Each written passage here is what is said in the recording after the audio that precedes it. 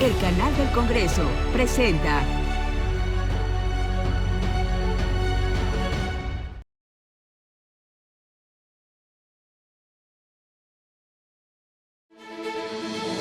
Qué gusto saludarlos en Vértice Internacional. Soy Rina Musali y estamos listos para abordar y analizar un programa más que pone por delante la convulsión que se vive en Medio Oriente.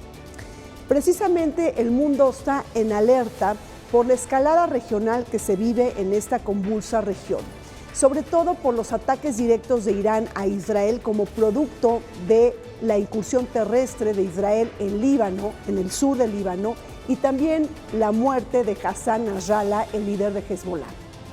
Frentes abiertos que nos llenan de preocupación y de consternación en la comunidad internacional por el sufrimiento humano, la cantidad de muertos, de heridos, de desplazados, del hambre, que nos llenan de una enorme desesperanza. Pero, ¿qué está pasando en esta región? Después de que ya se cumple el primer año de la guerra entre Israel y Hamás, ¿qué podemos esperar en las próximas semanas? Les pido por favor que me acompañen.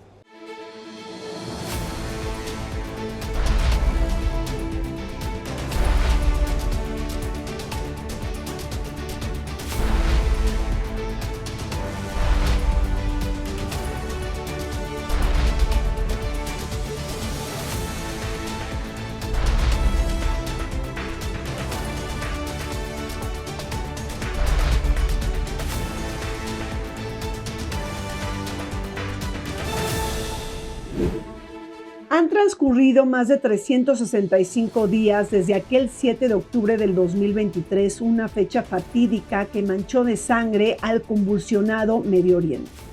El ataque mortal perpetrado por Hamás contra Israel, coincidiendo con los 50 años de la conmemoración de la guerra de Yom Kippur, desencadenó la peor crisis que el Estado judío haya enfrentado desde 1967.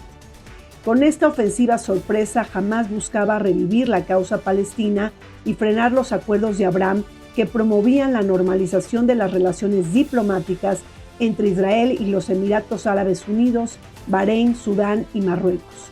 Estos acuerdos, impulsados por el Reino Saudí, pretendían establecer una nueva configuración regional con mayor antagonismo hacia la República Islámica de Irán. Tras este largo periodo y a excepción del alto del fuego del 22 al 30 de noviembre del año pasado, la comunidad internacional ha fracasado repetidamente en iniciar un proceso de diálogo que permita la liberación de los rehenes israelíes y la retirada de Israel de la Franja de Gaza. La escalada regional en Medio Oriente ya tiene lugar. Los ataques directos de Irán a Israel, la incursión terrestre de Israel en el sur del Líbano y el fuego cruzado entre Netanyahu y los rebeldes hutíes de Yemen forman parte de toda una constelación de hechos que están anclados a un momento pivote. Me estoy refiriendo a los ataques de Hamás frente a Israel del 7 de octubre del 2023, cuando se conmemoraba el 50 aniversario de la guerra de Yom Kippur. Para hablar de la convulsión del Medio Oriente nos acompaña el doctor Gilberto Conde. Él es profesor investigador del Centro de Estudios de Asia y África del Colegio de México. Bienvenido. Muchas gracias, Rina. Nos acompaña la doctora Mónica Rocha. Ella es abogada, internacionalista, miembro del COMEXI, pero también profesora de la UNAM. Bienvenida. Y nos acompaña el doctor Juan Manuel Portilla. Él es especialista en temas de Medio Oriente y es académico de la FES Acatlán. Gracias. Encantado de estar de nuevo. Bueno, un gusto estar en esta mesa con ustedes en un momento tan difícil que estamos viviendo en el mundo. Gilberto, nos da esta guerra muchas cosas de qué hablar todos los días, pero los ataques directos de Irán a Israel con misiles balísticos reflejan el momento más delicado y crítico desde que comenzó la guerra el 7 de octubre del 2023. Sí, sin lugar a dudas. Estamos ante una situación muy extraña porque desde poco después de iniciada la guerra sobre Gaza en el 8 de octubre, es decir, un día después de los ataques de Hamás a poblados israelíes alrededor de la Franja de Gaza, poco tiempo después empezaron a hacer llamados a un cese al fuego. Se logró, de hecho, en diciembre pasado, una pausa o una tregua humanitaria que permitió el retorno de un número importante de rehenes israelíes con sus familias. Sin embargo, desde entonces, en muchas ocasiones ha habido como esperanza de que se logre pacificar eso, pero Netanyahu, sobre todo, no es el único, pero sobre todo Netanyahu, ha logrado imponer nuevas condiciones para que esto no se dé. Y el hecho de que no se dé tiene consecuencias funestas por muchos lados. Para empezar, la masacre horrible de palestinos en Gaza continúa. Estamos ya por lo menos a 41,000, 42,000 oficiales, pero en realidad son muchos más. Y los rehenes en Gaza siguen muriendo y siguen algunos con vida, no sabemos cuántos, y no vemos para cuándo se pueda conseguir su liberación. Entonces estamos realmente ante una situación gravísima. Digo esto porque si se hubiera conseguido un cese al fuego real en Gaza, todo esto se habría calmado. Todo esto se habría calmado y no estaríamos en una situación tan delicada como la actual. Hezbollah se había comprometido incluso a retirarse varios kilómetros atrás de la frontera libanesa, como lo había demandado Israel, a cambio de que hubiera un cese al fuego en Gaza, pero eso no ocurrió. Estamos pues ante una situación en la que parece que Netanyahu quiere una guerra más amplia. Y en muchas ocasiones Estados Unidos le había dicho no, no, no y no, pero ahora con el asesinato de Hassan Nasrallah ya se ha brincado todos los límites y tenemos esta situación gravísima en la que Irán lanzó cohetes y estamos hoy que grabamos esperando cómo va a responder Israel y qué consecuencias tendrá todo eso. Mónica, tu primer acercamiento a este conflicto que escala, ¿en dónde estamos realmente? ¿En una guerra ampliada, en una escalada regional o ya en la antesala de una tercera guerra mundial? ¿De qué estamos hablando? Bueno, yo creo que estamos en un momento en el que podríamos enfrentar una guerra regional en la que desde hace mucho tiempo Irán e Israel han estado enfrentados y que se han enfrentado de manera, digamos, en otras regiones, a través de otros estados, de una manera de baja tensión. Hay que decirlo, Israel, conforme al derecho internacional, después de este ataque, tiene legalmente el derecho a algo que se llama la legítima defensa, conforme al artículo 51. Que pase más tiempo y no lo haya hecho por presiones políticas, apenas escuchaba justamente ayer que Estados Unidos, Biden, se ha opuesto a que Israel responda militarmente, aunque Netanyahu lo ha expresado que lo va a hacer. Lo podría hacer, sí, legalmente, no lo ha hecho, no puede pasar mucho tiempo tampoco, porque sabemos por la autoridad de la Corte Internacional de Justicia en distintas sentencias, en distintas opiniones consultivas, de que la respuesta en legítima defensa cuando hay un ataque armado a un Estado debe ser inmediata. ¿Qué es inmediato? Nunca lo ha aclarado, no está establecido, pero lo que sí ha dicho la Corte es que debe ser lo más pronto posible.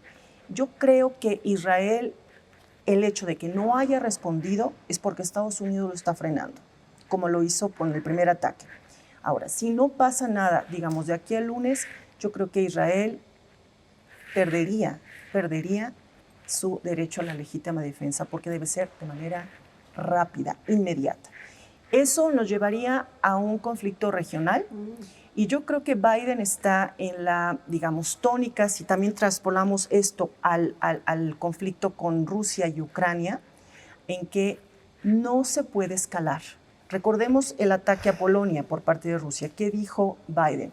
Deberíamos accionar el artículo 5 de la Carta del Atlántico de la OTAN, porque un ataque a un aliado es un ataque a todos. Polonia está en la Carta del Atlántico y sin embargo Biden dijo, no lo vamos a hacer. Y no se invocó.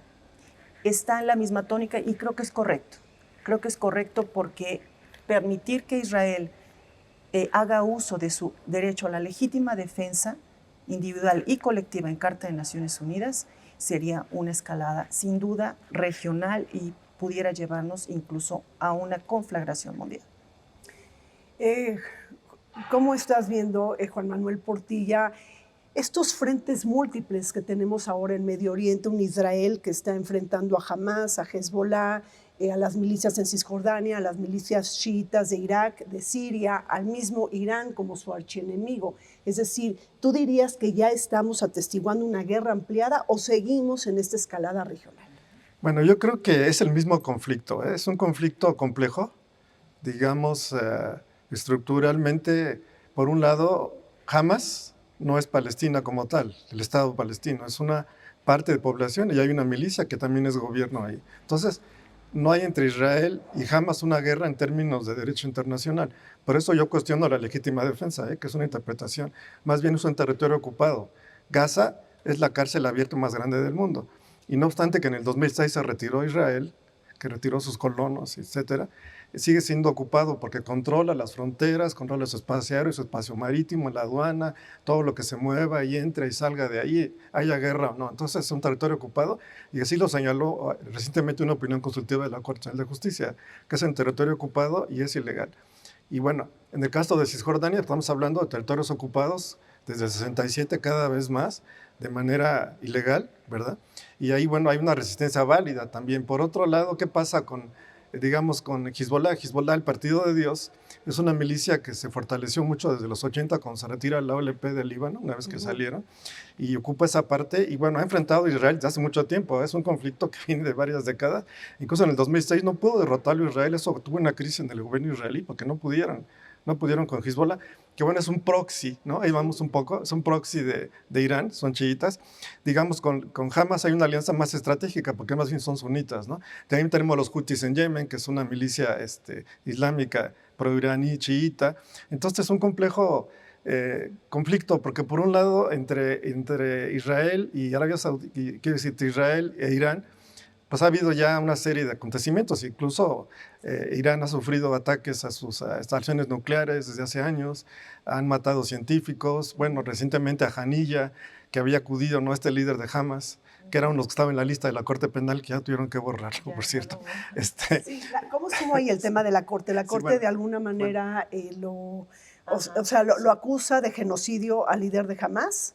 No, mira, hay el fiscal de la Corte Penal Internacional, Karim Khan, pidió a la Sala de Cuestiones Preliminares órdenes de arresto tanto para líderes de Hamas, entre ellos Haniyeh, y dos más, y también para Netanyahu y el jefe militar. Y estamos a la espera de que la Sala de Cuestiones Preliminares decida al respecto. Digamos, estamos en ese estatus. Hay una apertura de investigación para Palestina y en esa lógica es que debería resolver la Sala de Cuestiones Preliminares si concede sí o no estas órdenes de arresto. Y como dice Juan Manuel, efectivamente en el caso de Haniyeh, pues ¿Crímenes de guerra? Sí, me preguntaste esto, sí. En el caso de la Corte Penal, no. Karim Khan tenía la intención, sabíamos que justamente quería llevar el tema genocidio, pero en el caso de ellos estamos hablando de crímenes de lesa humanidad y crímenes de guerra. Así está en el escrito de acusación. Muchas veces estas decisiones de no abordar, por ejemplo, crímenes con un umbral de gravedad tan alto como es genocidio, son decisiones de tipo político, también porque es un crimen muy difícil de probar. Es más difícil, ¿no? Más complejo. Es muy difícil de probar. Más bajo para no perder, exactamente. Digamos. La idea es asegurar efectivamente primero una apertura de investigación y después órdenes de arresto. ¿Podría escalar después a genocidio si lo decidiera la No, Corte? si no está desde el inicio ya no aparece. Pero todavía no lo decide la Corte, fue el fiscal el que pidió. El fiscal lo pidió, pero lo que sí es interesante es que, lo comentábamos antes, en Corte Internacional de Justicia ya existe un caso que está abierto. Sudáfrica denunció a Israel por el incumplimiento de la convención que prohíbe y prescribe el crimen y castiga el crimen de genocidio de 1948. Es decir, Israel está faltando a sus obligaciones en la convención, que es no cometer genocidio, y también no castigar a los presuntos perpetradores del genocidio en Gaza. Eso, y ya la Corte lo aceptó, es un caso que está vivo, ha ordenado medidas preliminares, ¿sí?, a Israel, y es un caso que se abrió apenas, estamos hablando en diciembre pasado, del 23, Sudáfrica hace esta aplicación a la Corte, y la Corte a principios de este año libera sus medidas provisionales. Primero dice, tengo jurisdicción, y las medidas provisionales para Israel, y ahí sí es genocidio, ¿eh? Pero ahí Estados Unidos y Israel no lo aceptan así, no lo ven así, lo ven como un derecho, digo, sobre todo Israel, un derecho a la legítima defensa cuando fue atacado. ¿Cómo lo ves? Así lo plantean, sin embargo, Sudáfrica argumentó muy sólidamente esto con material de video, de redes, declaraciones de las propias autoridades israelíes, en las que animalizan a los palestinos en Gaza, dicen que los van a matar de hambre, de sed y de etcétera, y que son animales humanos y que como tales los van a tratar. Entonces se trata de una intención clara de genocidio, y por eso es que la Corte lo aceptó, porque la Corte no es una Corte partidista, ni mucho menos.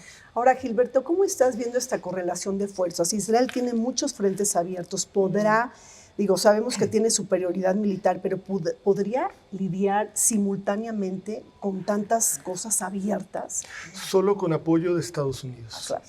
Por eso Israel desde hace décadas, por lo menos desde la administración Obama, pero quizá desde la administración de Bush hijo, está queriendo arrastrar a Estados Unidos en una guerra contra Irán. Y Estados Unidos no lo ha permitido, no se ha dejado. Ellos saben que, por ejemplo, en Irak, en los años 80, destruyeron una central donde se estaban produciendo armas nucleares, aparentemente, y la destruyó Israel. Pero en Irán es mucho más difícil, porque toda la investigación nuclear y el desarrollo nuclear de Irán está repartido en muchas partes y está muy por debajo de la tierra.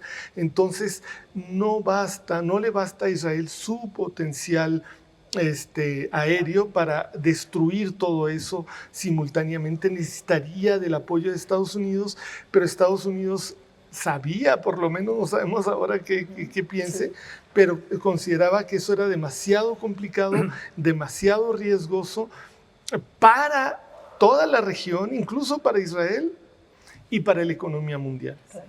Ahora, ¿de qué estamos hablando con los ataques directos de Irán a Israel, Juan Manuel? Un Israel nuclear, pero un Irán no nuclear, o ya tiene las bombas atómicas. Hay que considerar que Trump se sale del acuerdo nuclear en 2018.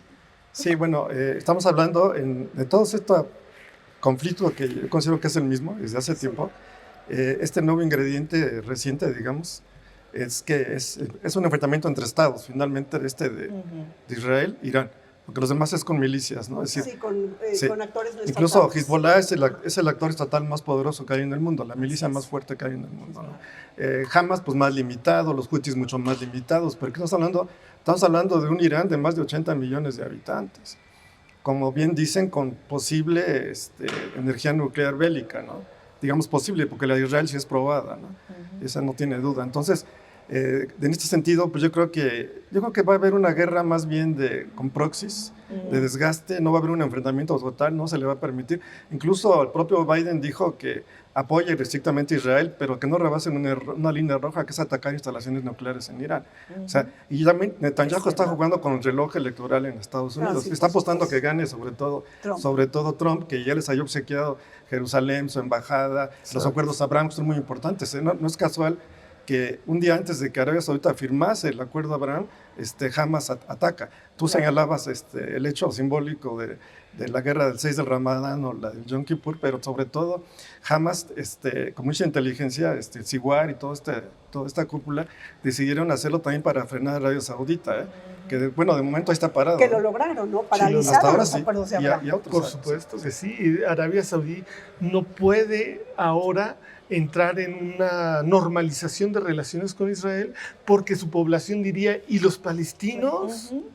Y aunque sea una monarquía autócrata, la población al final sí tiene algo de peso. Entonces es muy difícil para la monarquía saudí aventarse eso. Y han declarado que mientras no se den pasos claros hacia la constitución del Estado palestino, ellos no van a normalizar. Por otro lado, ha sido muy interesante porque Arabia Saudita no condenó el asesinato de Hassan Nasrallah, es decir, de Hezbollah, un líder chiita, y comentó también que podría financiar la reconstrucción del Líbano. O sea, ¿cómo está ahí la conformación del Líbano, Mónica? Es decir, ahí tenemos ahí un reparto confesional entre los cristianos, entre los musulmanes chiitas, sunitas, es decir, ¿cómo se genera gobernanza en este país que hoy está siendo pues, atacado? Israel tiene ya una incursión terrestre en el sur del Líbano. En el sur del Líbano. Mira, yo creo que al Medio Oriente hay que leerlo un poco con pinzas. Sí. Aquí, bueno, nuestros colegas efectivamente muy atinadamente estaban leyendo cuál es la actitud de Arabia Saudita. Arabia Saudita da una impresión a veces de una doble moral. ¿Sí? A veces es el aliado incondicional de Occidente y a veces no. Y como tú bien lo decías, efectivamente hay cosas que no puede ignorar en el caso de la población, que existe efectivamente una identificación, y tiene que ser así, con lo que está pasando en Palestina. Pero el caso del Líbano es un poco diferente, justamente por lo que estabas diciendo tú, por el mosaico de nacionalidades distintas. Yo creo que ahí eso está más del lado de Irán, ¿sí? Del lado de Irán. Y me parece que aquí lo que va a pasar, y estoy de acuerdo con Juan Manuel, va a ser un enfrentamiento de proxies, donde efectivamente los grandes van a resolverlo, Irán, Arabia Saudita, ¿sí? Irán también poniendo orden con sus milicias, porque eso también no hay que olvidarlo. Las milicias es un factor muy importante y te puede hacer, y lo ha hecho, no quiero utilizar el término guerra, porque, bueno, como abogada me cuesta trabajo, guerra es otra cosa, pero sí un enfrentamiento armado de desgaste.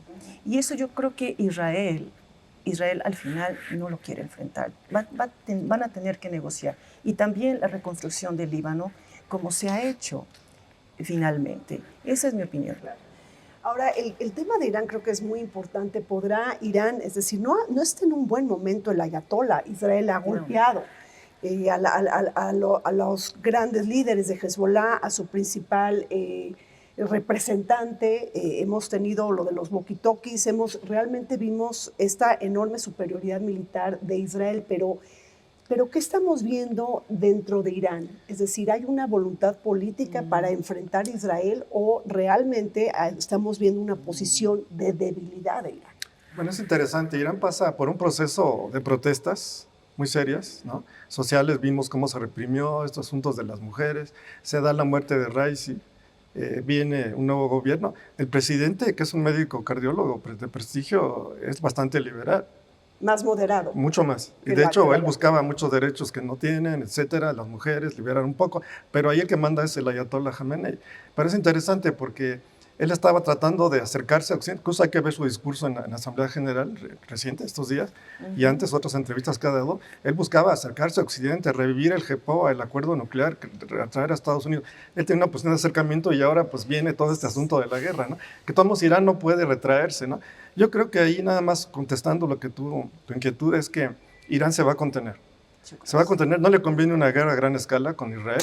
No obstante que ahí habría una mayor simetría, sin duda. A Israel tampoco le conviene. Va a haber una contención mutua, no le conviene emprender, y por otro lado, Israel tendrá que contenerse, porque Estados Unidos lo tendrá que contener un poco, aunque lo seguirá apoyando. Estados Unidos lo apoya, pero no hasta el grado que se embarque con una guerra contra Irán, que sería... Además, eso arrastraría a otros países, puede ser Siria, Irak, etcétera, ¿no? Creo que tienes razón, Juan Manuel, porque el ataque de Irán, este último, aunque fue muy llamativo porque no avisaron con tiempo, realmente la mayoría o un número muy importante de misiles alcanzaron su objetivo.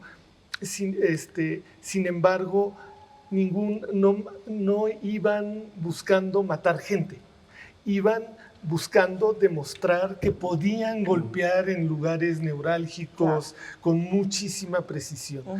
Y también yo creo que iban orientados a darle a la población libanesa chií, que es base de Hezbollah, y que apoyan y que están muy compungidos por el asesinato de Hassan Nasrallah, estaban tratando de decirles, sí vamos a hacer algo, no los hemos abandonado. Sí, elevar la moral, ¿verdad? Elevar la moral y un poco responder a una cierta rabia de esa base. Y reposicionar su poder de disuasión.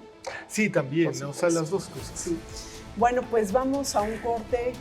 Estamos comentando sobre esta región de Medio Oriente tan complicada, toda esta interacción entre actores políticos, actores religiosos, sectarios y actores no estatales. Volvemos, no se vayan.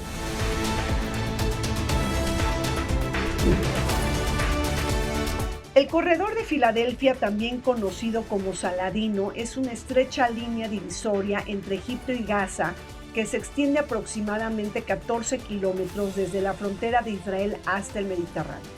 Este corredor ha sido crucial para Hamás por su uso como ruta de suministro para el contrabando de armas y otros recursos básicos en medio del bloqueo israelí y para la ejecución del ataque del 7 de octubre.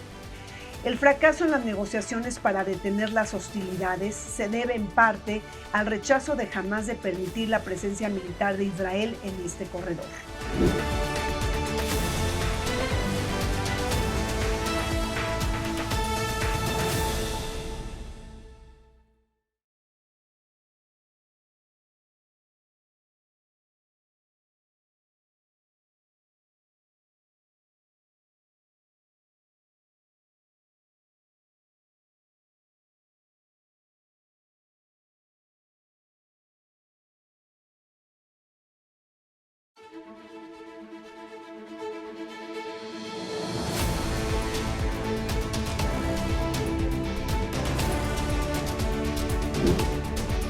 El mundo sigue en vilo con la intensificación de los ataques en Medio Oriente. Rondas de negociaciones infructuosas, miles de muertos y varios frentes de guerra nos han llevado al fracaso de un cese al fuego en Gaza. Egipto, Qatar y Estados Unidos, como principales mediadores, no han logrado encontrar un mínimo piso de entendimiento entre Israel y Hamás, la milicia, esta última, Palestina, que se convirtió en partido político desde el 2006. Los puntos de disenso se colocan sobre el regreso de los rehenes, el intercambio de prisioneros palestinos y el control del corredor Filadelfia, una franja de tierra medular para detener el contrabando de armas y vigilar los movimientos de personas entre Egipto y Palestina. Recordemos que todo esto sucedió en medio del asesinato de Ismael Haniyeh, el líder de Hamás, y la muerte del presidente de Irán, Ibrahim Raisi, en mayo del 2024.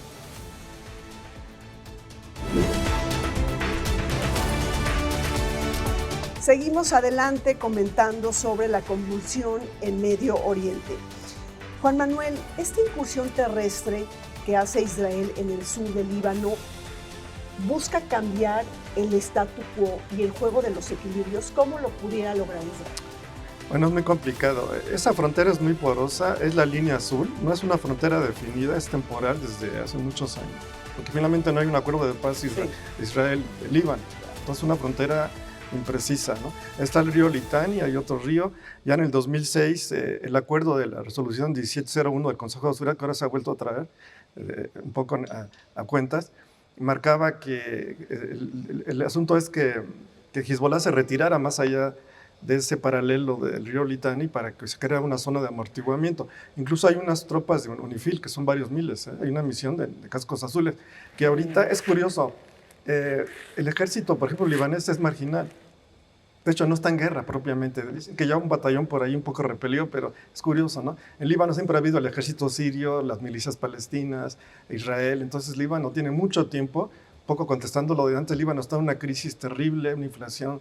La explosión del 2020 no se logran reponer. Es un estado más que multinacional, multiconfesional, ¿no? Claro. Todos son árabes, pero son chiitas, sunitas y cristianos y algo de drusos, ¿no? En su momento las milicias que cristianos estuvieron del lado de Israel, incluso los capacitó. Claro. Recordemos a Sabra y Shatila en el 82, ahí el general Aoun entró gracias a que Israel se lo permitió, ¿no? Y entonces en esa medida, bueno, hay una situación ahí compleja. Ha habido una incursión terrestre limitada, pero que igual podría extenderse. Yo creo que a Israel no le conviene. Sobre todo Israel lo que quiere es proteger a sus colonos, a sus ciudadanos. Porque ha habido desplazamientos también en el tiene norte de Israel. 80,000 pegados a la frontera que los ha desplazado. Entonces una exigencia también que los proteja y que es legítimo. Entonces una incursión limitada, no le conviene ir más allá ni tomar Beirut, yo creo, porque eso haría una escalada mayor. Yo creo que no se va a dar el caso. Va a haber una cobertura aérea de bombardeos, que es normalmente lo que se está haciendo. Ahora, pero ¿cómo pasa a ser, Mónica y Gilberto, Hezbollah, a ser la milicia más poderosa del mundo, la más temida, y que está viviendo el peor momento desde hace 4 décadas, desde su fundación? Es decir, en el 82 se funda en medio de la guerra civil en Líbano, pero está viviendo un momento trágico. ¿Se podrá recuperar de este golpe? Pues yo creo que, me parece que no les queda alternativa. Israel no solo asesinó a Hassan Nasrallah, sino a una gran parte de la élite militar de Hezbollah. Llevan, 19, 20, no sabemos exactamente cuántos altos mandos militares de Hezbollah han matado.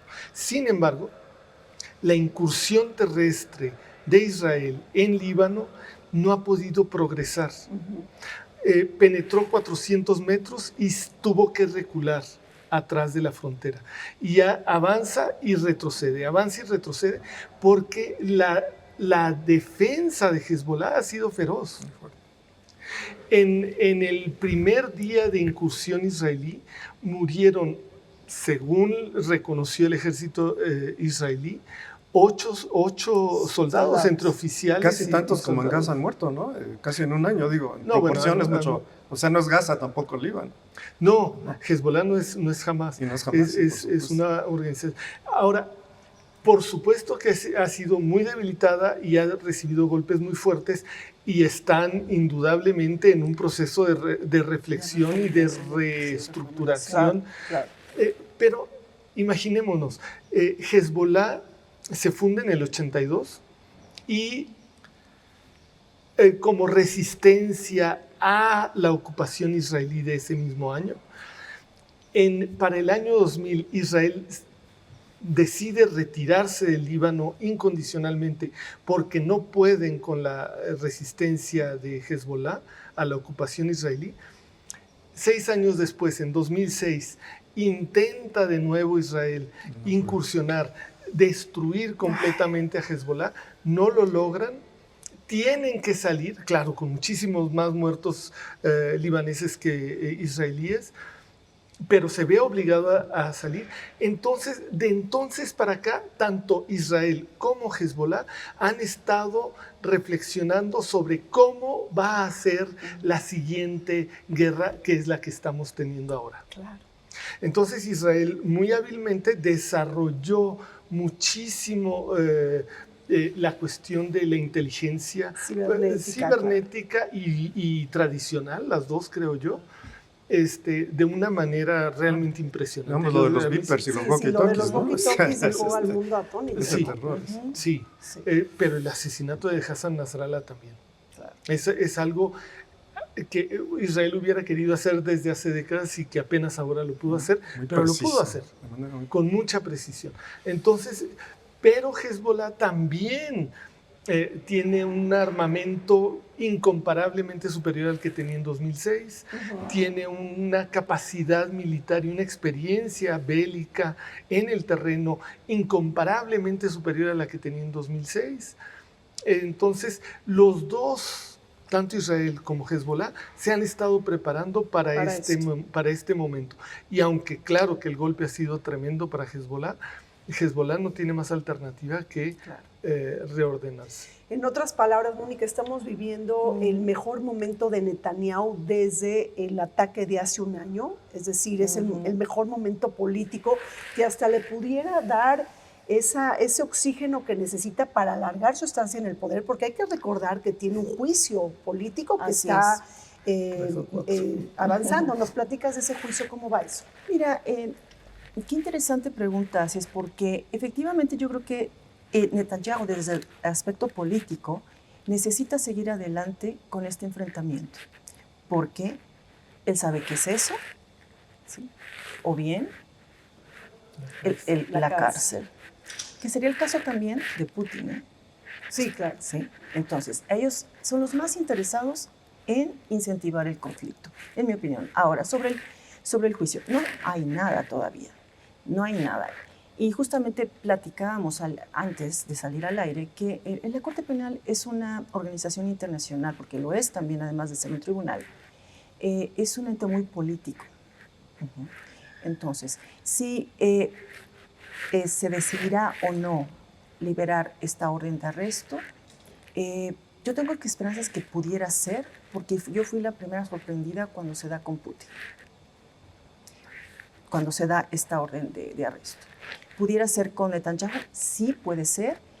También por una razón. Los Estados Unidos en los últimos meses, ha retirado su apoyo, prácticamente Biden, en la figura de Netanyahu, por lo que está pasando en Gaza, por la comisión, ¿sí?, de las, por lo menos 3 de las modalidades de comisión de genocidio en Gaza. Si bien sabemos que no está en el escrito de acusación y no pidió, ¿verdad?, la orden de arresto por genocidio, Karim Khan, ¿sí?, sabemos que en la otra corte, en la Internacional de Justicia entre los Estados, sí hay un juicio sobre genocidio. Y aquí Estados Unidos ha retirado ese apoyo, sí ha continuado enviando armas, sí, sabemos que Estados Unidos es el principal proveedor de armas de Israel, después seguido de Alemania también, sí les han dado las armas, pero le ha retirado el apoyo político en ese sentido por la crisis humanitaria en Gaza, que estamos hablando de, te digo, las 2, por lo menos, de las modalidades de comisión de genocidio, que es la comisión intencional del sufrimiento mental y físico de las personas, sobre todo en la parte de utilizar el hambre como un arma de guerra, que eso es lo que está haciendo, porque lo que él quiere es que finalmente que se vayan. Es una limpieza étnica en el sentido de desplazarlos. Hay intención o no de liquidarlos total o parcialmente, como dice la Convención. Eso es algo que nos dirá la Corte Internacional de Justicia. ¿Sí? Pero entonces, Estados Unidos sí se ha querido disasociar de Netanyahu en los últimos tiempos en este aspecto, porque la crítica internacional en materia de la crisis humanitaria que está pasando en Gaza, los bombardeos en las zonas habitadas, no en los objetivos militares, las violaciones del DIH, del derecho internacional humanitario, son brutales. Entonces, ahí sí pudiera ser que efectivamente hubiera una orden de arresto para Netanyahu. Ahora, Juan Manuel, pero a ver, de alguna manera inserta el tema también de Estados Unidos. Mónica, ¿qué haría una Kamala si es que gana en las próximas elecciones del 5 de noviembre en Estados Unidos? Primero, con un Netanyahu recargado, ¿no? Es decir, reposiciona la imagen de Israel después de la enorme humillación del 7 de octubre. ¿Cómo jugaría Kamala con él? Y bueno, Gilberto, si tú nos platicas, ¿qué haría Trump? ¿No? Es decir, para ahí hacer unos comparativos, por favor, adelante. Bueno, Netanyahu es muy hábil, conoce la política de Estados Unidos perfectamente. Él vivió en Estados Unidos, sí. Creó, se fundó allá, digamos. Y bueno, de alguna manera, él apuesta a que gane Trump. Ciertamente, como bien decía, se ha reposicionado porque ese descuido que tuvo del ataque de Gaza es muy sospechoso. Él movió al Sahel hacia Cisjordania y nada más abrieron un candado y entraron prácticamente, ¿no? Entonces, bueno, ya hay una comisión de investigación, aparte de los cargos por corrupción y otros.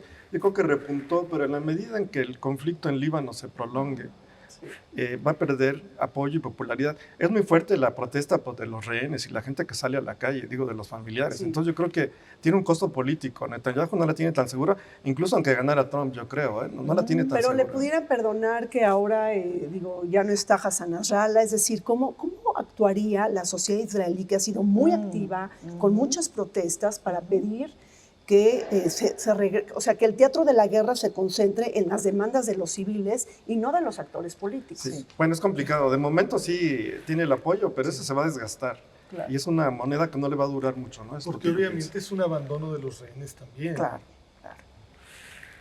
Sí, por supuesto, que es una demanda muy fuerte. Incluso varios de los rehenes han sido muertos por las propias fuerzas, ¿no? Recordemos a aquellos que salen hablando en hebreo y les disparan, otros que han muerto en los túneles. Ya en julio estaban a punto de lograr un cese y Netanyahu lo paró porque puso más condiciones.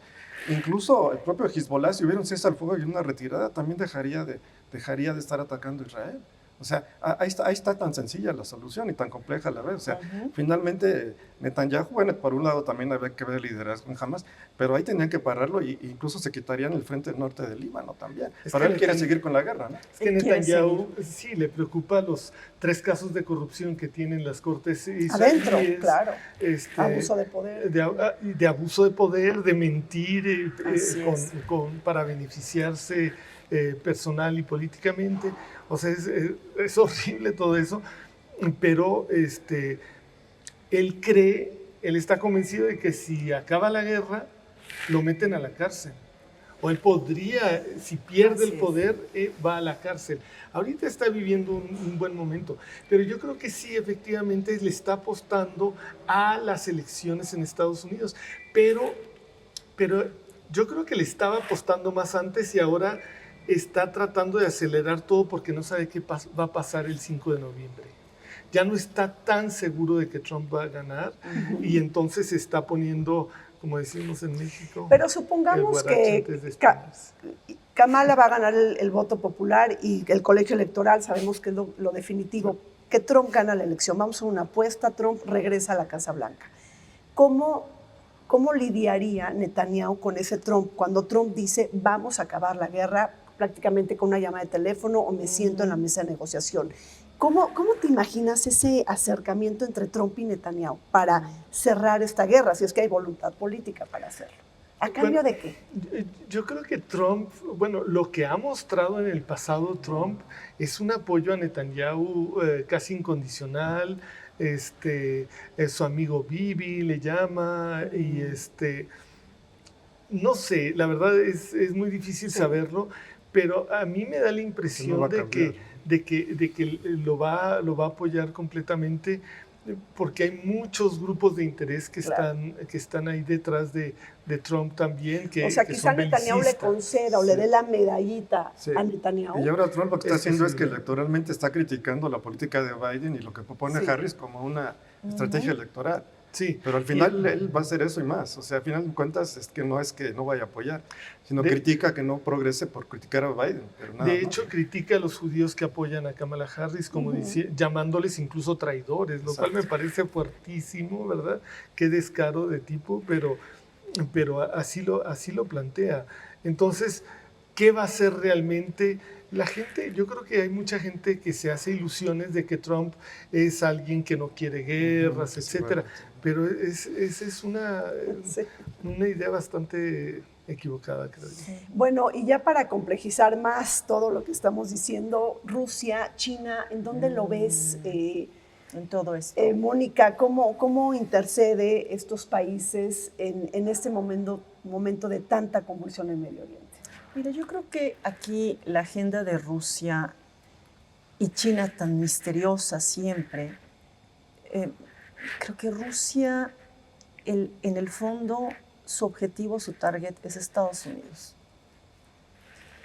Y su aliado es Irán. Recordemos un poco lo que pasó en Siria. ¿Sí?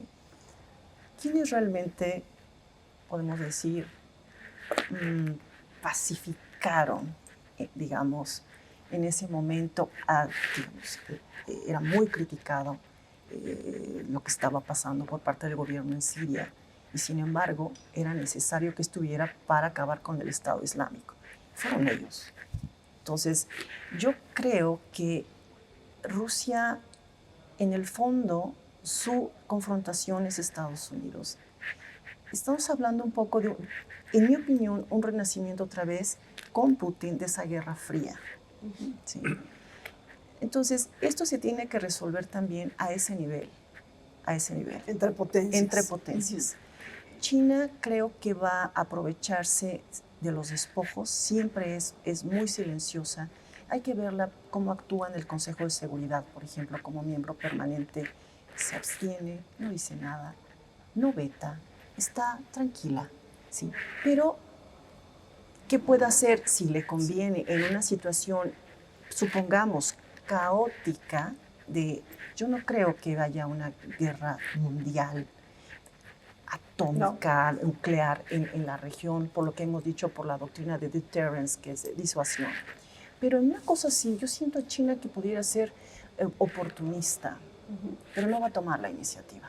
Claro. No está en su naturaleza. ¿Están de acuerdo? Yo creo que a China, por un lado, no le conviene los efectos de todo esto sobre el comercio mundial. Además, sí. Sí, todas las consecuencias económicas, Sí, por hasta el canal de supuesto, Suez, ¿no? que Y ha los estado- Claro. precios internacionales del petróleo. Eso también es cierto. Sí, creo que no.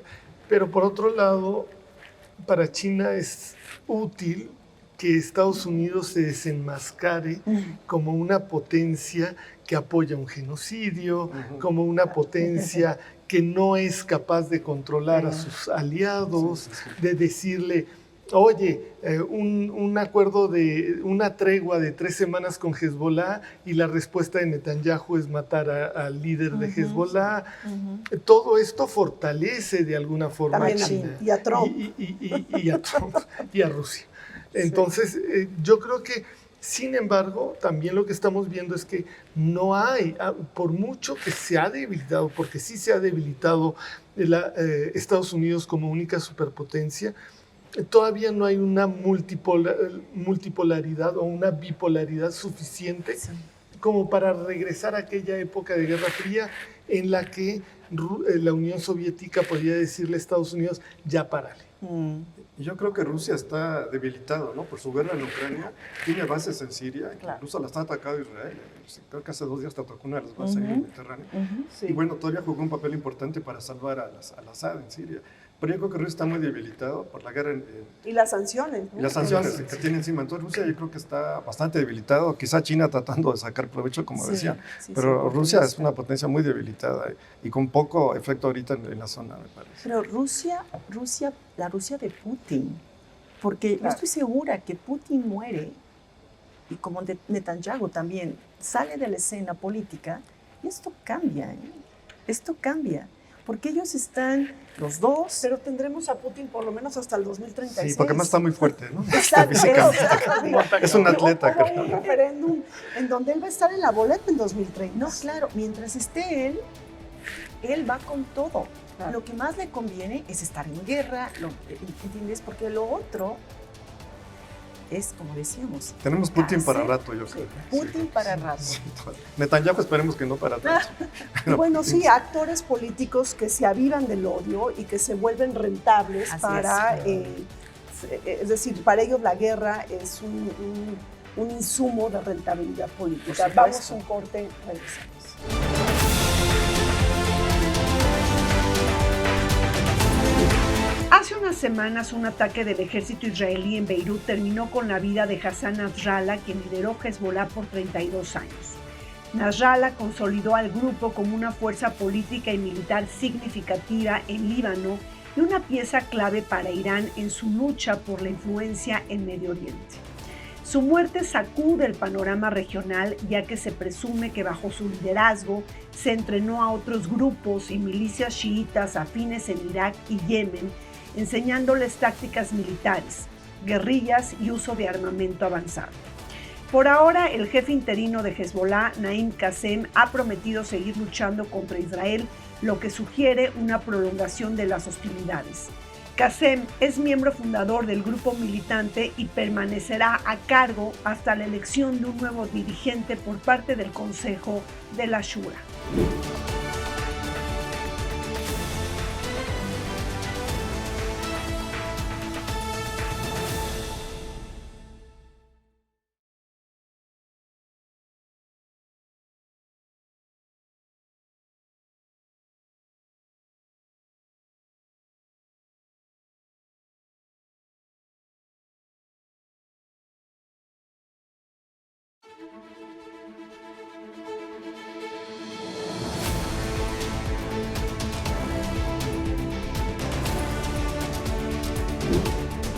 El teatro de la guerra en Medio Oriente escala desde que comenzó la guerra entre Israel y Hamas.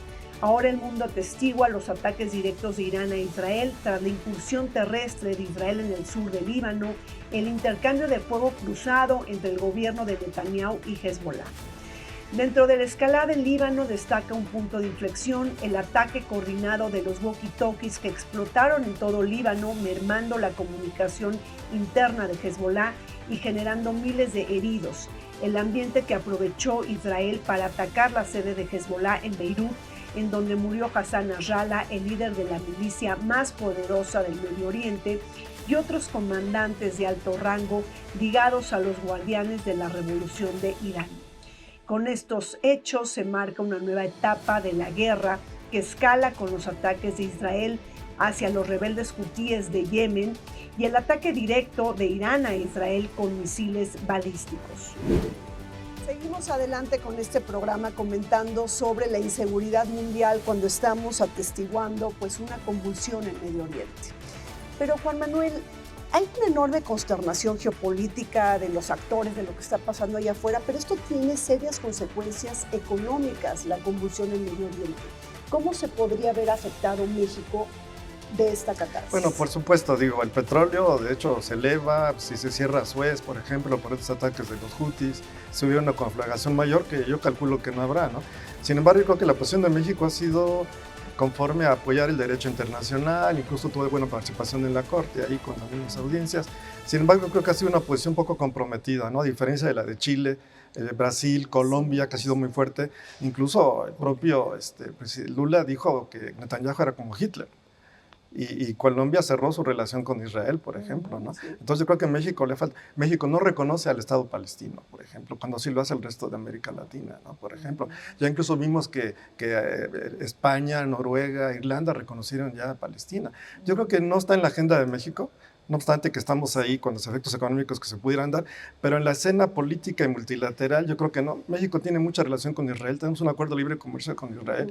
Ya recordemos aquel boicot que hubo en los 70, ¿no? Cuando aquella resolución, ¿no? que del sionismo, etcétera. Entonces México siempre tiene mucha reserva en este sentido y no va del lado de América Latina mucho, ni en general de apoyo a Palestina, me parece. Nos quedamos cortos, pero bueno, eso es como lo veo. Gilberto. Bueno, sí. Existe obviamente la posibilidad de que no escale el conflicto con Irán. Irán tiene muchas cartas. Si Netanyahu ordena un ataque, no digamos contra las centrales nucleares iraníes, porque Biden dijo que no, que eso para nada, ¿no? Pero sobre la infraestructura petrolera iraní. Irán puede responder de muchas formas, no solo directamente contra Israel, sino contra los aliados de Estados Unidos en la región. Estados Unidos tiene muchos buques enfrente de las costas iraníes. 40,000 tropas en Medio Oriente. Sí, pero Irán puede en nada cerrar el estrecho de Hormuz, lo cual ocasionaría un caos. Sí, ya no pasan para Suez. Un caos tremendo, deja tu Suez. O sea, el caos en el mercado energético, lo cual tendría consecuencias en la economía mundial espeluznantes. Y eso afectaría a México y a todo el mundo, por supuesto. Mónica, últimas palabras. Sobre México, mira, estoy de acuerdo, México ha estado bastante ausente. Creo que México no va a ir a nada de fondo, no está en su tradición. Pero aquí lo que me llama la atención, y lo comentaba contigo antes de entrar al aire, es que México tiene un amicus curiae, una declaración amicus curiae, de la Cancillería mexicana, justamente en este caso de la aplicación de la convención que prohíbe el genocidio entre, bueno, digamos este caso Sudáfrica versus Israel. Y a mí lo que me llamó la atención es que hay una preocupación y hay un abordaje de la comisión de genocidio en Gaza. ¿Sí? Y ese amicus curiae está ingresado, en este caso, en la Corte Internacional de Justicia. Desgraciadamente, a mi parecer, va a ser una cuestión que se va a quedar nada más en el aspecto jurídico. Te digo, está muy bien logrado, pero se va a quedar ahí nada más. Como política exterior, estoy de acuerdo aquí con mis colegas. Creo que México no va a tener gran interés pronunciarse sobre justamente la crisis humanitaria. Va a invocar los principios de política exterior, pero no va a ir más allá de eso. Esa es mi opinión. Creo que sí estoy de acuerdo con ustedes. No va a ir más allá de eso. Está demasiado lejos. Sí, sí. Bueno, pues se nos acabó ya el tiempo en esta mesa de análisis. Yo creo que con lo que nos quedamos es que tenemos que tener una mirada entrenada de lo que pasa en Medio Oriente. No podemos de verlo de manera accidental, tenemos que tener ese olfato disciplinado, ¿no? De voltear a ver a Medio Oriente. Pues muchísimas gracias a la doctora Mónica Rocha, al doctor Gilberto Conde, al doctor Juan Manuel Portilla. Gracias a ti. Y bueno, pues volvemos. No se vayan, seguimos adelante con la programa.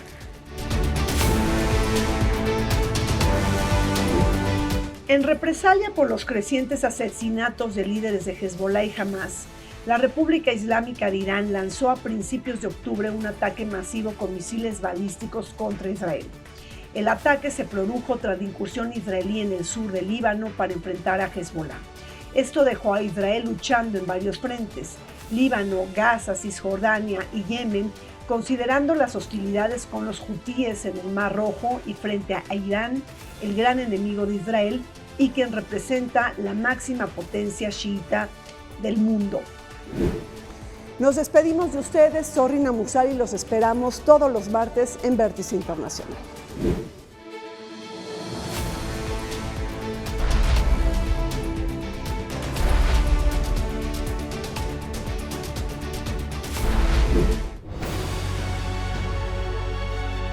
El canal del Congreso presentó